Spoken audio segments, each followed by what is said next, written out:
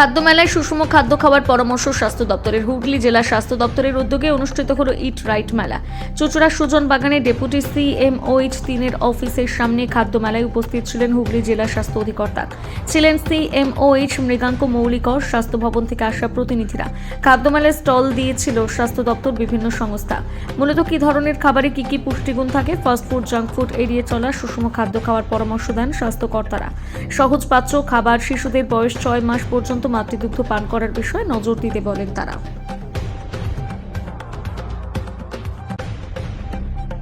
দেখা যায় যে বিভিন্ন রকম অনেক সময় খাদ্য মেলা হয় বিভিন্ন জায়গায়, কিন্তু একদম চিকিৎসকরা বিভিন্ন নার্সিংরা তারা প্রস্তুত করে আনছে খাদ্য। খাদ্যরসিক বাঙালি কথাতেই আছে। কিভাবে সচেতন করা হবে কি খাদ্য মেলা থেকে? আসলে আমাদের সাধারণ একটা ধারণা আছে খাবার মানে পেটটা ভরানো। ঘটনা ঠিক তা নয়। খাদ্য সেটাই হওয়া উচিত, একই সঙ্গে যেরকম পেটও ভরবে, খাদ্যটা হতে হবে ভেজাল মুক্ত, স্বাস্থ্যসম্মতভাবে, যেটা আমাদের পুষ্টি গুণ যোগাবে, সেই ধরনের খাদ্যই যাতে মানুষ খায়, সেই ধরনের প্রচারই আমরা এই খাদ্য মেলার মধ্য দিয়ে করতে চলেছি। অনেক সময় দেখা যায় যে সবজির মধ্যে বিভিন্ন রকম সার প্রয়োগ করা হয়, বিভিন্ন রকম অসুখ হয় জল থেকে বা তেল থেকে। সেই হিসেবেও কি কোনো এইভাবে? হ্যাঁ, আমাদের শুধু খাদ্যকে প্রেজেন্ট করা হচ্ছে না, সেই সঙ্গে হাইরিক্স যে আইটেম মানে জল, দুধ এবং তেল, তো সেগুলোকে কিভাবে ব্যবহার করা যায়। যেরকম তেলের কথা বলি, যে আমরা যদি চপের দোকানে দেখি তো দেখি যে যেই তেলটা একবার ফুরিয়ে গেল তার উপর আবার নতুন করে তেল ঢালা হচ্ছে, অর্থাৎ একই তেলে কিন্তু বারবার ভাজা চলছে। তো আমাদের FSSAI বলছে একই তেলে 3 বারের বেশি ভাজা যায় না। তো যদি ভাজা হয় তা থেকে কিন্তু অনেক ধরনের পেটের রোগ, লিভার সংক্রান্ত রোগ হতে পারে।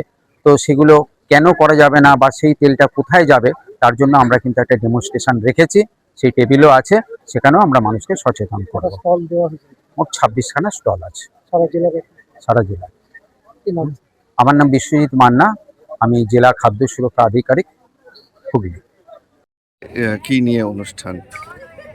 আজকে হচ্ছে আমাদের এটা জেলা স্তরে একটা ইট রাইট মেলা হচ্ছে। এটা বলতে গেলে যেটা হচ্ছে যে স্বাস্থ্য তো আমাদের সম্পদ, আর সেই সুস্বাস্থ্যের জন্য সুখাদ্যটা ভীষণ দরকার। তো আজকে সারাদিন এই মেলার মাধ্যমে আমরা মানুষকে যেটা মানুষের কাছে পৌঁছে দেবার চেষ্টা করব যে ভীষণ সুস্বাদুভাবে কিভাবে স্বাস্থ্যকর খাদ্য তৈরি করা যায়, এবং একজন গ্রাহক হিসেবে খাবার কিনতে গেলে আমাদের কি কি সচেতনতার দরকার লাগে, আমরা কি খাবো না, এই সমস্ত বার্তা আমরা সাধারণ মানুষের মধ্যে পৌঁছে দেব। তার জন্য আমাদের এখানে একটা নাটকের আয়োজন করা হয়েছে, তার মাধ্যমে বার্তা পৌঁছাবো।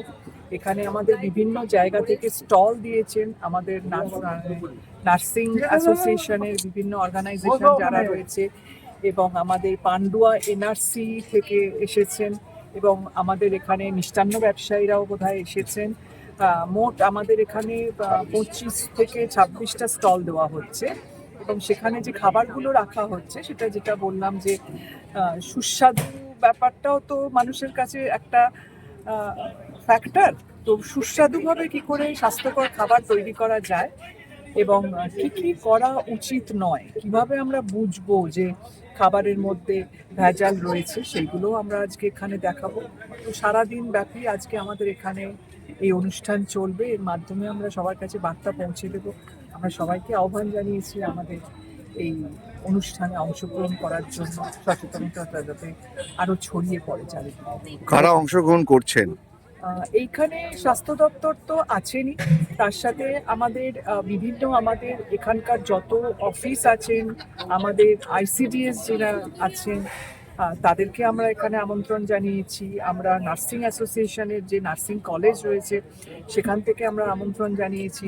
হুগলি জেলার বিভিন্ন খাদ্য ব্যবসায়ী যারা রয়েছেন, মিষ্টান্ন ব্যবসায়ী যারা রয়েছেন, তারাও এখানে অংশগ্রহণ করছেন। সাধারণ মানুষ আছেন, সবার কাছেই আমরা আহ্বান পৌঁছে দিয়েছি। নিজের হাতে তৈরি প্রোডাক্টগুলো? এইগুলো সবই নিজের হাতে তৈরি করে বিভিন্ন সংস্থা নিয়ে এসেছি। কথায় বলে খাদ্যরসিক বাঙালি, কিন্তু অনেক সময় দেখা যায় যে যারা চিকিৎসক তারা একদম এখন যে কথাটা চলে এসেছে সেটা হচ্ছে কোয়ালিটি অফ লাইফ। জীবনের মানকে উন্নত রেখে অসুখের চিকিৎসা করা। তার জন্য যে কথাটা বললেন যে খাদ্যরসিক বাঙালি, মানে স্বাদটা আমাদের কাছে একটা বড় ব্যাপার। তো আমরা আজকে দেখবো, এখানে আমরা শুনেছি যে এখানে সুস্বাদুভাবে স্বাস্থ্যকর খাবার পরিবেশন করা হয়েছে কিছু স্টলে। তো সেটা দেখে আমরা তারপর জানতে পারবো, আশা রাখছি যেটা বলেছেন সেটা হয়তো। অনেক সময় চিকিৎসকরা বলে যে জলবাহিত রোগও মানে বিভিন্ন রকম খাদ্যে মিশে যায়। জলটা কিভাবে পিউরিফাইড করা হবে বা কিছু এই দিকে কোনো সচেতন হবে? আমাদের এখানে সচেতনতার মধ্যে এইটাও বোধহয় রাখা রয়েছে, জল কি করে পিউরিফাই করতে হবে, এবং তার সাথে হচ্ছে তেল। ওই খাদ্যরসিক বাঙালি বললেন, আমরা তো প্রচুর তেলে ভাজা চপ এগুলো পছন্দ করি, তার জন্য তেলটা কিরকম হওয়া দরকার সেটা এখানে দেখানো হবে। ম্যাডাম, এটা শুধু জেলা স্তরে না সাব এটা ডিভিশন? জেলা স্তরেই হচ্ছে। সাব ডিভিশনে কি আমরা জেলা স্তরেই করছি এটা, জেলাতেই এটা হচ্ছে, সবাই আসছেন, সবাই অংশগ্রহণ বিভিন্ন করছেন। রকম জায়গায় জায়গায় হসপিটাল। নিশ্চয়ই আমাদের এখানে প্রচুর দেখুন সচেতনমূলক বার্তা আমরা বিভিন্নভাবে পোস্টার ব্যানারের মাধ্যমে রেখেছি। এখানে মানুষ আসবে, মানুষ পড়বে, এবং আশা করি সেটা করা যাবে। ম্যাম, আপনার নাম আর ডেজিগনেশন? আমি doctor Debjani Basu Mallick, deputy chief medical officer, Hooghly district. আমরা প্রত্যেক বছরই এই মেলাটা আয়োজন করি যাতে সর্বসাধারণকে আমাদের খাদ্যবিধি, সুস্বাস্থ্য, সুষম খাবার এবং হেলথ অ্যান্ড হাইজিন সম্বন্ধে যাতে তাদেরকে অ্যাওয়ার করা যায়, এই উদ্দেশ্যে করা। আপনারা সবাই জানেন যে আমরা বাড়িতে যেমন রান্না করে খাই, সেরকম বাইরে থেকেও আমরা অনেকেই খাবার দাবার কিনে খাই। আজকাল এই প্রবণতা অনেকটাই বেড়ে গেছে, এবং যাদের কাছে টাকা পয়সা আছে, যারা একটু ওয়েল অফ, তারা অনেকেই রেস্টুরেন্টে খাওয়ার একটা প্রবণতা বেড়েছে। প্যাকেটজাত খাবারের প্রতি বাচ্চাদের একটু প্রবণতা বেড়েছে। তো এগুলো নিয়ে অ্যাওয়ার করার জন্য যে আমরা বাইরের খাবার খাবো, প্যাকেটজাত খাবার খাবো, তত কিন্তু এইসব খাবারে ট্রান্স ফ্যাটি অ্যাসিড বা আমাদের ফ্যাটের পরিমাণটা অনেক বেশি থাকে। তা থেকে কিন্তু নানা রকম কিন্তু আমাদের পরবর্তীকালে হেলথের সমস্যা হতে পারে, যেরকম কোলেস্ট্রল বেড়ে যেতে পারে। যদি স্পেশালি খাবারগুলো যদি সেরকম ওয়েল স্ক্রুটিনাইজ না থাকে, তাতে এমন অনেক সময় কালারিং এজেন্ট থাকে যেগুলো পরবর্তীকালে ক্যান্সারের সম্ভাবনা হয়। তো এইগুলো নিয়ে সবাইকে অ্যাওয়ার করার জন্য যে আপনারা সঠিক পরিমাণে খাবার খান, এবং আমাদের হোম বেসড ফুডস আছে যেগুলো আমরা বলি, আজকাল দেখবেন এরকম বেরিয়েছে যে মাল্টিগ্রেইন আটা বা আমাদের মিলেটস জাতীয় খাবার দাবারের যে প্রবণতা, এগুলো করলে কি হচ্ছে যে আমাদের কার্বোহাইড্রেট যেরকম পাবো আমরা, একই সঙ্গে সেখানে প্রোটিন বা কম ফ্যাট জাতীয় খাবারটা পাবো। এতে কিন্তু আমরা লং টার্ম আমাদের হেলদি লাইফস্টাইলটা মেনটেন করব, এবং লোকজন সুস্থভাবে অনেকদিন বাঁচতে পারবে। বাইরের খাবারটা আমরা না করি, এটাই হচ্ছে কারণ আমাদের এই প্রোগ্রামটা করার। জল তেল থেকে তো বিভিন্ন রকম রোগ ছড়াচ্ছে এখন।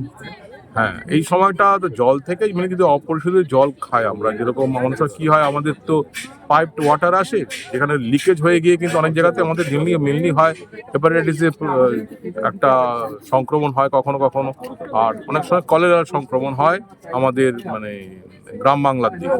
তো এইটা যদি আমরা একটু অ্যাওয়ার হই প্রথমেই, তাহলে কিন্তু এটা বন্ধ করা যায়।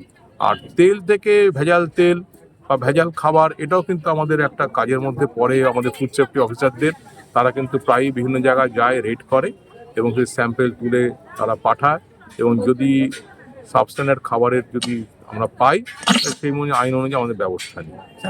হুগলি দোকানের মতন বিরিয়ানি দোকান খুলে গেছে, এটা কি মানুষজন মানে লোকদেরও অ্যাট্রাকশনের কাছে বিরিয়ানি দিকে, এই দিকে কি বলবেন?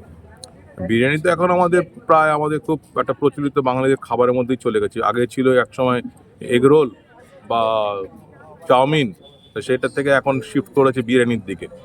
খান, কোনো আপত্তি নেই, কিন্তু খেয়াল রাখতে হবে যে তারা কী ধরনের তেল ইউজ করছে, বা ফ্লেভারিং এজেন্ট বা কালারিং এজেন্ট ইউজ করছেন কিনা।